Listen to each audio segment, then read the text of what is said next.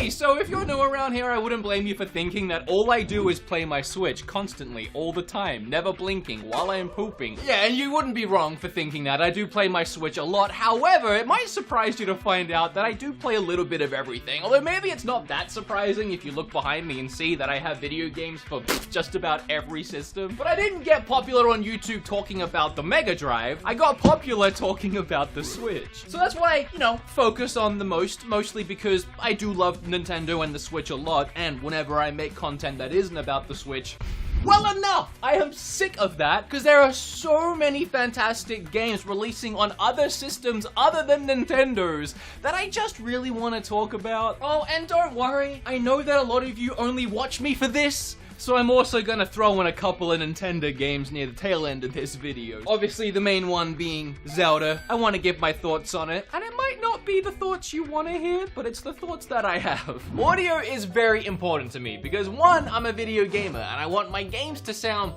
and two, I am a video editor, and I want my videos to also sound.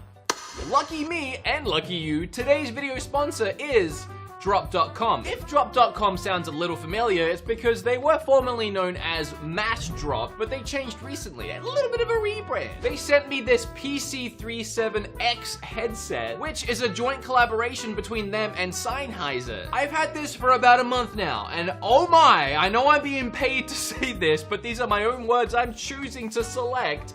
I love these freaking things. Before now, I had two other kinds of headsets and one just flipped me in the face, I guess because I portrayed them with this new battle one. This one was my gaming headset and this one was my editing headset. Both of these now have gone bye-bye, and this headset's taking over the role of both of those because of comfort and sound quality. The PC37X sounds so much better, and these velvety cups are like heavenly cloud cushions against my ears. And now I can hear everything.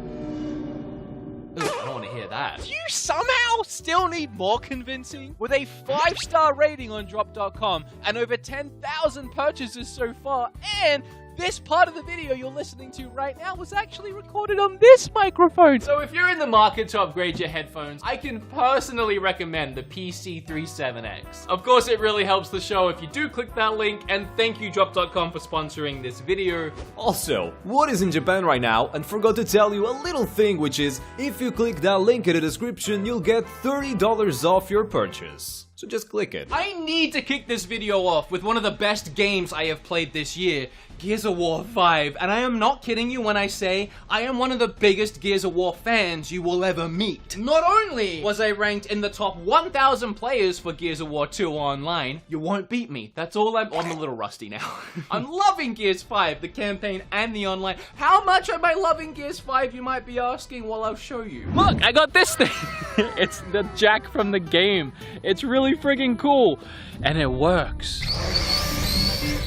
Oh god, it's already getting very far away from me. Come back. Okay, auto land. Okay, it stopped. Well, that was cool. Great. All right, I'm gonna go get my drone. It was literally the worst flight of a drone I've ever seen in my entire life. What do you think about that? It was pretty bad. Okay, so I flew it in my house and I hit the wall. Dude! I think maybe this blade wasn't spinning and that's why I couldn't bring it back. Also, good thing I wasn't standing that way of the drone because it would have come straight to my face. All right, attempt 2. It's finished. I think the wind is just going down. And auto land. So in the game, it can rip doors open. Apparently it has to rip the door. I don't think it can open doors. Rip the door, Jack! Yeah, let's just slam our collector's item into the door. You were supposed to open it. Here's our feet doing a little shimmy sham. All right, let's go spying. Let's spy on upstairs. Okay, I'm losing control. All right, that's where I film. Come home, Jack. You did good. Gears of War. Gears of War. Everyone backs away, rightfully so. Land, Jack, land! No! He's fine. It's cool. Yeah, so I don't always get collector's editions of things, but there was no way I was missing out on getting my own Jack drone. Alright, I don't know where to start talking about the campaign about Gears of War 5. Holy crap, I think Gears of War 5 is by far the best looking game I have played, maybe ever. Gameplay-wise, it's Gears of War at its best. I honestly feel like they have built on every previous Gears of War game. I kind of like those souped up superhero abilities, being able to go invisible and stealth around the battlefield, chain linking silent kills, and wiping out entire waves of enemies without ever becoming visible was just about one of the coolest things I've done in a Gears of War game. Furthermore, the co-op implemented in Gears of War 5 was flawless and one of the best co-op experiences I have had. As you guys may or may not know, I play a lot of my online co-op multiplayer games with one of my closest friends who I've been friends with since high school back in Australia, and we've tackled every Gears of War campaign together, so going into this one, we were very excited. Usually the Gears of War campaign allows up to 4 players, but they scaled it back to 3. Essentially only 2, but a third player could play as the drone if they wanted. But the co-op just between the 2 main players was fantastic. There was moments like when a helicopter went down and my friend fell out of it and he had to do this whole other mission thing trying to find me, and I was pinned by the helicopter, shooting and shooting at waves of jubies trying not to die while he was on the way to rescue me. You just don't see that level of co-op immersion in most games, that level of, I would say, effort. But by far the coolest part was playing as the main character, or what I associate as the main character, Kate. She was dealing with a lot of issues because the Horde infection was seeping into her brain and she kept having these visions. And every time on my screen, were having these crazy whacked out visions, on my friend's screen, he just saw my character like having a massive migraine and had no idea what was going on, and I was having to explain to him what I was seeing, and it was so intense. And as far as the story goes, it was their best attempt at telling a story within the Gears of War franchise, and where it left, it's just my mind was blown, and I can't wait to see where it goes next. Not to mention, there's so many modes other than the main campaign. It's like obviously Horde, which I've never really been a fan of, but Escape I am really enjoying. You get trapped in a hive with 2 other players, so there's 3 of you going against waves of enemies, starting with literally no ammo and having to find and scavenge for it as you go and escape the toxic fume explosion that you set off. It's really intense and I love it. Alright, next we have a rattling experience. Jeez. Oh wow, there's 2 discs in here. Plague Tale is a game that I knew nothing about, but I was perusing Reddit recently and I saw someone shared a gif of these rats in this video game. There was this character holding a torch and these rats were scared of the torch and they were moving away from it. There was something about how eerie it was, not only the context of what was happening, but the lighting coming off the torch pushing these rats back and the rat's AI scampering around the light as she was moving further and further in, taking care of this child. There was something about this imagery that made me want to discover what it was and how I could get involved, and it turns out it was a Plague Tale Innocence. So I ran to my nearest GameStop and I picked it up, and I'm really glad I did. A Plague Tale tells a story of just that, a Plague Tale. It's set in like years after the Black Plague from what I can figure, and the Black Plague is happening again. However, in this universe, the Black Plague is these toxic rats that build these nests and spurt these black veins everywhere and overcome the world, and everyone gets eaten by rats. You don't so much get sick, while there is some sick people. Mostly everyone's just getting eaten alive by rats. So not a world I want to live in. I don't like rats at the best of times. You play the role as a young girl taking care of her even younger brother. He is, as I said before, one of the sickies. He's down with the sickness, and you're not really sure what's wrong with him, but you know it's obviously linked to everything that's going on, and it's your job to protect him, as both your parents it kind of gives me a little bit of Last of Us vibes in that sense, but it plays out very differently. The game is focused primarily only on stealth, and I do want to say, I usually hate stealth in video games, but this game is entirely stealth, and yet I still had a fantastic time, and that definitely speaks volumes about the game. The gameplay gives you so many options to be stealthy with, and even eliminate your enemies with. So for example, the game starts off and teaches you the basics that you get in a lot of stealth games. You can throw rocks or pots to distract enemies and then sneak away from them. But then as the game goes on and you start to experience the rats, you can actually start to use these rats to your advantage as long as you're really careful. For example, in the game you get an item that can extinguish flames. So if you're trying to be all sneaking around and you see an enemy walking towards you near flames, you put those flames out, he's gonna get eaten alive by enemies. Of course, you do have your trusty slingshot, which you can just...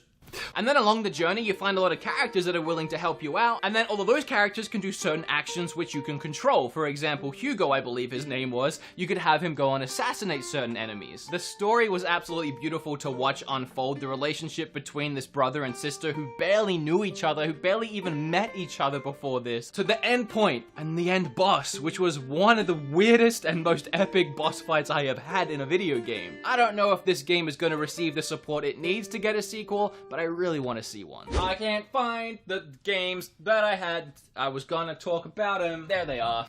I'm actually annoyed that it took me this long to talk about this game because it came out like a month ago, and boy howdy, let me tell you, I've pumped some time into it. I think I'm up to like 40 hours or something like that, and before y'all say, oh looky, he's addicted. No, I'm not addicted to it. So if you don't know, Friday the 13th is based on the movies where Jason Voorhees is killing a bunch of kids. You can either play as the kids or as Jason Voorhees. Every kid and every Jason has their own stats and attributes and abilities and can do different things. And then you all get thrown into this world. You don't know who Jason is gonna be. You can have up to 8 players. 7 of you are just kids running from Jason and then Jason trying to kill you. The concept in itself, I love, but they actually implemented so many things that make this game fun. So here's what you have to do. You have to survive. Obviously, that goes without saying, and there's a few ways of doing that. The rounds last 15 minutes, so worst case scenario, you hide away for 15 minutes and you can win that way, but let me tell you, it probably won't work out. Especially in the last few minutes, Jason gets all super powered and amped up and he can really hear and sense you and smash down doors.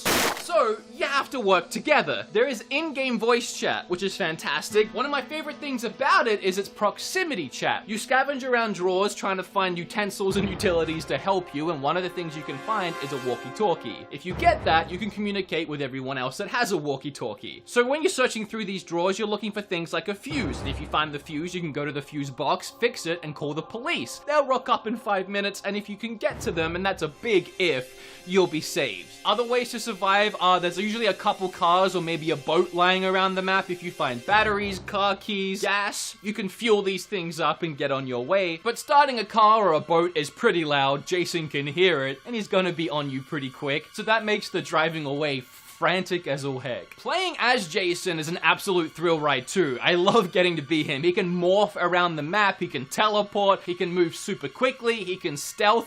Here's the thing though, all of this sounds fantastic, am I right? But it's glitchy as all heck. It's an ugly looking game, especially on the Switch. All the characters look like they're made from wax models. I can't tell you the amount of times I've tried calling the cops and then gotten frozen in an animation where I can't move the rest of the game. Stuff like that happens way more than it should. And every time, it's more hilarious than frustrating. The only thing that I absolutely hate is that there's no lobby system for playing with your friends. You can't lobby up and search with a friend, so what it becomes is Sean will search, wait till he finds a game, and I'll try and join him. It won't work, I'll get booted, and then rinse and repeat until 20 minutes later we're finally in a game, and then maybe we get kicked from that game, and we have to do it all over again. So the game just kinda is what it is. You're either gonna enjoy it or you're not. I love it. Oh shoot. I was about to review this entire game. I don't know if you heard that. I just walked into this mosque and then I was like, oh yeah, I should really wear this mask for the video. And then I remembered, I have that.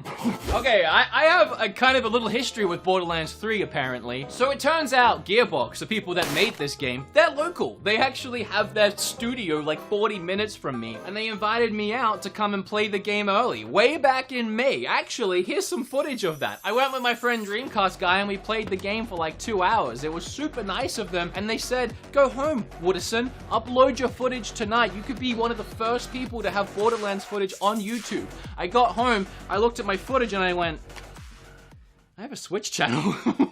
What am I gonna do with this? But it was a fantastic experience being there, let me tell you. They are super nice people. They even had boxes of Borderlands games for Xbox and PlayStation on the front desk, and they were like, just take it. You want a mask? Just take it. I got this mask from Gearbox headquarters. This was actually from my local GameStop. I think it's a really cool standee, and they didn't want it. so I took it. So of course, as I said, I'm playing through this game with my friend Michael back home in Australia, and we are loving it. We had just played through the first and second game in preparation for this game because I'd never played them before. They improved on the franchise so much, and they made literally everything better. Like, so many quality of life improvements. For starters, you can slide around the map like the floor is made from banana peels, and that is oh so enjoyable. There is so many freaking guns. There is a stupid amount of guns. In fact, I probably have footage of it, but when I was there at Gearbox, when I had finished my playthrough, I was like, yeah, I'm done. I finished the boss battle you set me up with, whatever. I think I'm good. He came over and he hit like a button or something on the keyboard a bunch of times, and guns were just spawning, like hundreds of guns. And then I started to realize the scope of the guns in this game. The stats for each of the guns are also random on top of the randomness of the guns and what they can do. So when you mix and match all of it together, I asked them, so how many different guns are there in this game? And they said, well, if you count all of that as different guns, millions. Millions is what they said. They fixed a lot of the issues I had with the skill trees and abilities. It felt like in Borderlands 2, for example, it took forever to get a skill ability and level yourself up. Borderlands 3, it felt like I was leveling myself up after every mission, which was very rewarding. The sense of humor is on point. I really enjoyed the humor in the first two games. I didn't realize how hilariously memeable they are, but they really amped it up in the third one. It has a ton more mission variety than previous Borderlands games, and everything about it is just snippy, snappy, snappy. Everything just keeps moving at a fantastic pace, and it's just fun at its core in every element. It plays great, it looks amazing, they did a fantastic job, and I mean, they're kind of like local devs to me. So I feel proud, almost like they're homegrown, even though I've only been here a couple years. If I shout loud enough right now, they could probably hear me. You did a great job! Alright, it's the moment you've all been waiting for, and I know that because literally the only reason I threw this game into this review was to get you to actually watch the entire video and see my opinions on everything else. Crafty? Maybe. Smart? Possibly. Clickbait? I have no mixed opinions. I have what I feel like might be mixed statements, and it's gonna make sense when you let me get through it. The first statement I have is this is an absolutely perfect remake that couldn't have been done any better in my opinion. For what it is, oh! The other statement that sounds a little mixed is, this is still one of my least favorite Zeldas. And a lot of you might get upset by hearing that, but let me just give me this. Zelda Link's Awakening tells a story of Link washing up on the shore of an island he's never been to before that has a giant egg set up top of a big mountain. He literally is completely clueless as to where he is or what's going on, or if any of this is even real. You meet a cast of brand new faces and characters. Zelda is nowhere to be seen, yet another Zelda game that Zelda isn't in. I don't have an issue with that. And it's your job to awaken the wind fish, which has apparently got something to do with an egg, so that you can save or destroy this island. It's pretty unclear, but it's the only thing Link has to go on, so that's what he's gonna go and do. The game plays as a 2D top-down style Zelda, kind of. It's 3D as well, with certain parts kind of not being quite top-down, but it is. The gameplay's perfect. It's fantastic. It's 2D Zelda at its absolute prime. The only issue I have with this game, it's a very tiny, teeny tiny issue, is its pacing just feels very slow. I found myself grinding for rupees so that I could afford the bow, which was a necessary instrument to one of the dungeons. It took me a long time to get the 980 rupees I needed, and I didn't know, I forgot that you could find an ocarina and you could learn how to warp, and I literally didn't learn that skill until I got like right near the end of the game, so a lot of my game was having to walk around the map at places I'd already been 1,000 times, killing the same things 1,000,000 times, going to the same areas 1,000,000 times, and the game as a whole was very linear and you had to do things in a very specific order. So structurally, it just felt like I was really forced into doing a certain thing at a certain time, and it didn't have that freedom that a lot of newer Zeldas have, and that's fine. I mean, it's a remake of a Game Boy game. It was the first ever handheld Zelda game. It's not going to be perfect, but when you actually consider it was the first handheld Zelda game way back on Game Boy, holy crap, didn't they just do a fantastic job? And the way they built the game visually, the graphics are so cute and they're just so good. And the only reason why I started this by saying it's one of my least favorite Zeldas was because of the competition, man. When you actually start stacking up every Zelda and going down the list, I can't put this above a lot of the main core titles that have released. Hey, guess what, guys? You did it! How? Give yourself a round of applause, a pat on the back. You made it through an entire one of my videos that wasn't just about the Switch. If you like this video and you would like to hear me talk about games other than Switch sometimes, show the love, show the support, smash that like button and subscribe. Wait, now I gotta do it right. Here, flip on that subscribe button and share the video around so that it does well. A big thank you to today's sponsor. I'm probably in Japan right now, so konnichiwa.